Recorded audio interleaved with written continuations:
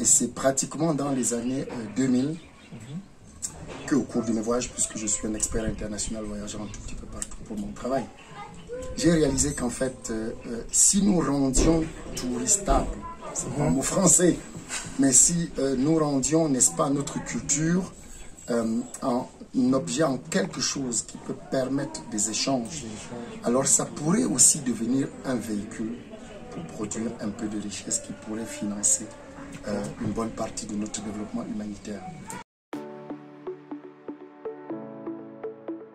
Moi, c'est Marius Délé, je suis le promoteur de la chaîne YouTube Business Travel Tour. Donc, notre but, c'est de promouvoir l'écotourisme ici au Cameroun, disons dans des localités un peu reculées du pays, parce qu'il y a beaucoup de localités qui ne sont pas forcément connues du grand public, mais qui existent. Donc, on est arrivé dans cet endroit, on a entendu parler de ce centre de token. Ouais, qui a pour but non lucratif, comme l'a fait comprendre le directeur de l'association. Ok. Ouais. Donc c'est pour ça qu'on est là, pour essayer d'apprendre un peu plus sur ce que vous avez déjà eu à entreprendre jusqu'à présent ici, pour attirer le tourisme. Il faut vous présenter votre statut aux spectateurs. Voilà. Donc je suis le docteur Pierre-Marie Métan. Malheureusement, à cause d'une grippe que j'ai eue en arrivant il y a quelques jours, la voix n'est pas celle habituelle.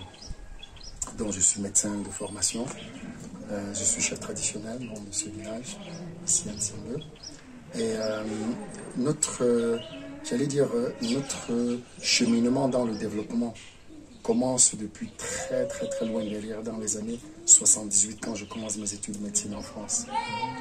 Et depuis cette époque, nous avons travaillé sur à peu près 2-3 leviers. Le premier levier étant vraiment la communauté, les populations. Essayer de les comprendre, de s'en rapprocher pour comprendre les besoins. Deuxième levier, c'est de peut-être notre culture, de dire ok, si on ne sait pas qui nous sommes en profondeur, ça va être difficile que dans le rendez-vous, n'est-ce pas, des cultures, dans le rendez-vous international, dans la mondialisation, que nous puissions avoir notre place. C'est important de retrouver nos racines, notre culture. Et on s'est aperçu que le troisième pilier étant vraiment de pouvoir créer de la richesse. Qui dit développement, on regarde souvent les activités humanitaires comme l'éducation, la santé, la nutrition, beaucoup de choses. Mais pour y arriver, il faut avoir des ressources. Il faut produire un peu de richesse. Donc sur ces différents leviers, nous avons dit comment est-ce qu'on peut travailler un peu tout ça là. On avait commencé avec une ferme en disant ok, l'agriculture, le maraîchage et l'élevage de poulets pourraient être, j'allais dire, des véhicules qui produisent de l'argent pour pouvoir financer des activités humanitaires, santé, éducation et autres. Mais naturellement, vous savez que dans l'agriculture, c'est quand même assez fragile.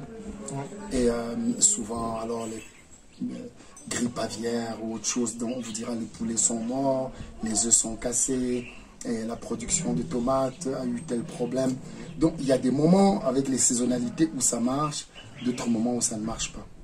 Et c'est pratiquement dans les années 2000 qu'au cours de mes voyages, puisque je suis un expert international voyageant un tout petit peu partout pour mon travail, j'ai réalisé qu'en fait, si nous rendions touristables, c'est pas un mot français, mais si nous rendions, n'est-ce pas, notre culture en objet, en quelque chose qui peut permettre des échanges, alors ça pourrait aussi devenir un véhicule pour produire un peu de richesse qui pourrait financer une bonne partie de notre développement humanitaire. C'est ainsi qu'en 2001, notre association, qui était Association camerounaise pour la santé et le développement ACSD, s'est transformée en token, qui devient donc le véhicule du tourisme solidaire pour le développement. Donc on utilise le tourisme comme levier, non seulement de rencontre des cultures et des populations, des personnes, mais aussi de la reconnaissance de cette culture locale, de la mobilisation des paysans. Parce que quand on parle d'un tourisme solidaire, ça veut dire que c'est un tourisme participatif. Vous allez voir que le pain qu'on mange, que nos touristes mangent ici, est fabriquée par une femme du village. Ah ouais. La confiture, fabriquée par une femme du village. Donc il y a beaucoup de choses comme ça qu'on fait. Et donc vous allez voir dans la galerie beaucoup d'objets fabriqués par des femmes du village ou des papas du village. Il y a un monsieur qui fait les bambous, par exemple, ces sièges sur lesquels nous sommes sont fabriqués par un APC.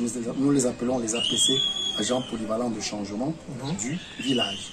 Donc on a dit, ok, tourisme solidaire, les villageois, les paysans vont produire, j'allais dire, des éléments de consommation pour ce tourisme. Okay. Et ce que les touristes vont apporter en achetant ces produits ou en utilisant ces services va donc permettre non seulement de financer les emplois, de payer les emplois, on a pas mal de personnes qu'on emploie, mais aussi de financer la santé, le centre de santé, de financer l'école Saint-Teresa, que vous avez vu là-bas, de financer la maison des jeunes, vous voyez donc, les activités que les jeunes, voilà.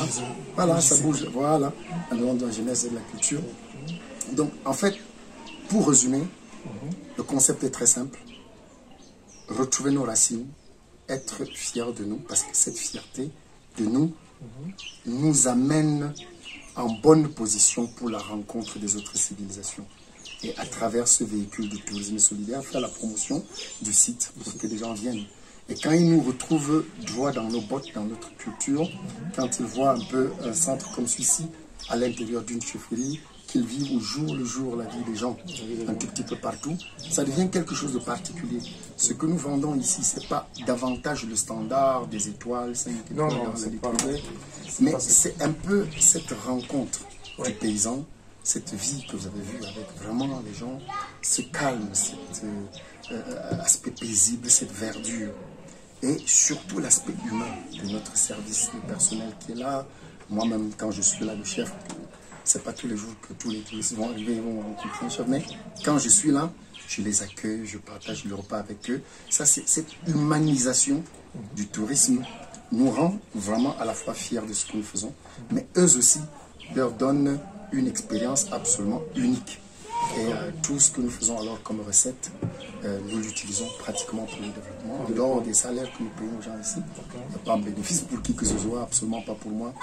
J'ai suffisamment de quoi vivre et j'ai juste besoin que le village ait un levier de développement. Avant, on avait pensé à l'agriculture, après on a pensé au tourisme, et nous pensons que le tourisme marche bien. Il y a d'autres éléments, et on pourra parler, si on parle des activités de notre ONG, il y a plein d'autres éléments, mais celui-ci, des cases d'hôtes, des cases d'hôtes, de cette capacité de proposer des circuits de marche, de balade verte, de découverte des sites et de repas chez l'habitant. Le touriste mange chez l'habitant. Donc vous avez aussi cette offre de proposer aux clients, disons, touristes de la localité. Voilà, ils peuvent prendre le repas chez l'habitant. On leur propose certains matins, ceux qui ont le temps, d'aller vigner avec des vignerons. Voilà, tôt le matin, ils doivent se lever tôt, porter leur bord parce qu'on va aller dans la boue et on descend et le vigneron leur montre comment sur le raffia, comment ça se fait. Et comme c'est encore frais et doux et sucré, on peut même le leur apporter au petit déjeuner en leur disant pas de problème, c'est pas encore alcoolisé. Donc c'est au bout de 2-3 jours que ça va commencer vraiment à être fermenté, alcoolisé. Mais ce nectar qui vient d'être cueilli, qu'ils ont cueilli avec les vignerons, ils le partagent au repas. Ça, c'est des expériences uniques. Et comment la structure s'autofinance? C'est les touristes qui viennent ici, qui profitent de cette offre que vous leur proposez. Voilà, donc très simplement. Une forme de solidarité. En fait. Exact. Très simplement, si on parle donc du volet tourisme donc, de Tokem, parce que Tokem étant une ONG, on a tout plein d'autres volets. Le volet tourisme, qui est donc constitué de ces cases d'hôtes et de cette activité de service un peu de découverte du milieu, il se finance parce que les touristes payent. Donc les chambres sont facturées, pas très très cher puisque c'est pas ça notre objectif. Il y a un restaurant, un bar, dans la capacité de boire et de manger. Et naturellement, ça dégage une certaine marge. Et la balade qui est faite avec des guides, et elle est aussi facturée, elle est payée. Donc toutes ces choses dont on parle sont un peu payées. Et en général, avant la grosse crise de Boko Haram et avant maintenant le Covid, nous avions atteint vraiment un effectif de tourisme d'à peu près 450 à 500 visiteurs par an. Ça, c'était quand même déjà énorme. Donc, avec ça, on peut imaginer qu'effectivement, on peut avoir de quoi payer les salaires de notre personnel, on peut avoir de quoi entretenir, maintenir la structure, et on peut donc dégager les 10 à 15% qui permettent de financer l'école centrale ici à côté et d'autres petits projets de santé. Quand il y a eu Covid et tout ça, on a mis un peu d'argent pour... Donc, ça, cet aspect-là, et on peut dire se finance à travers... Parce que tu ne peux pas demander des subventions pour financer une activité comme ça. Donc, l'objet étant donc que cette activité plutôt génère des ressources pour faire du travail. On a eu, comme j'ai dit, avant Boko Haram et avant le Covid, beaucoup de succès. Boko Haram et le Covid nous ont frappé de plein fouet parce que 90%, 95% de notre clientèle est composée plutôt d'expatriés, des expatriés qui sont à Douala Yaoundé, qui vraiment adorent notre structure. Nous n'avons pas encore réussi à percer le milieu africain parce que effectivement, comme nous proposons alors cette vie de tous les jours des Africains, nous avons un peu comme l'impression que les Africains qui vivent ça tous les jours, peut-être c'est pas ça qu'ils cherchent. Mais en fait, nous pensons, surtout pour les visites scolaires. Nous avions proposé des visites scolaires pour le lycée Fustel et le lycée Badjo, dont les deux lycées français Douala Yaoundé, qui amènent des enfants, c'est fabuleux. Nous pensons que les enfants africains de certaines écoles aussi auront à bénéficier, à passer un week-end ici avec nous et à découvrir cette culture avec des guides qui expliquent et tout. Donc, nous allons cheminer tout doucement. Nous pensons aussi que certaines élites camerounaises, Douala Yaoundé, qui viennent et qui veulent vraiment la paix, qui veulent retour aux sources, plutôt que le haut standard. C'est pas qu'il n'y a pas de standard ici, mais on ne peut pas se comparer à Addis par exemple, autre chose. Quelqu'un qui veut le standard d'Addis, ok, naturellement, c'est là que tu vas trouver le lit fait d'une certaine façon. Nous, on donne un confort qui est quand même un confort normal. Pour que les ambassadeurs dorment ici, on ne peut pas quand même dire qu'il n'y a pas un confort. Donc il y a quand même un certain confort, mais ce n'est pas ça que nous vendons. Donc à l'Africain qui viendra ici, on lui dira, ne viens pas rechercher exactement le même confort. Viens plutôt avec l'esprit ouvert sur qu'est-ce qui, dans ma culture, me reste encore à découvrir. Et ici, vous allez découvrir des choses. Donc ça, c'est le volet tourisme. Naturellement, maintenant, les autres volets, nous avons un gros volet au assainissement. On a un gros volet éducatif. On a un gros volet de la gouvernance, on travaille avec les mairies et tout ça. Tous ces autres volets, naturellement, sont financés sur des subventions, des projets que nous montons et que nous faisons vraiment financer par des bailleurs de temps. En tout cas, ce qui nous intéresse plus particulièrement, c'est le volet politique. Après, bon, la politique, c'est pas trop un milieu dans lequel on aimerait s'avancer. Voilà. Donc, je vous remercie pour cet entretien que vous avez pu nous accorder. C'est très sympa. On va en parler de cet endroit qui est fabuleux. Moi aussi, je l'ai découvert pour la première fois depuis hier. Donc, je peux vous dire à ceux qui nous regardent que cet endroit est excellent, de bonne qualité, plein de richesses, de culture, tradition. C'est beaucoup intéressant. Venir ici séjourner pour apprendre un peu de tout ce qui est fait. Et tout ce qui fait en sorte que cette richesse ne se perde pas. Et je vous le recommande.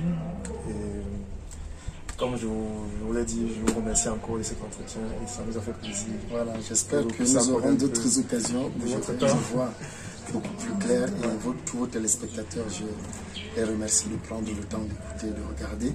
Et je les invite. Je crois que chaque fois que l'occasion se présentera, je me ferai le bonheur de les accueillir. Ah, ok, c'est en direct. Non, c'est pas en direct. Je me ferai le plaisir de les accueillir donc ici et c'est vraiment ma joie. Donc je vous remercie infiniment. Ok, merci à vous.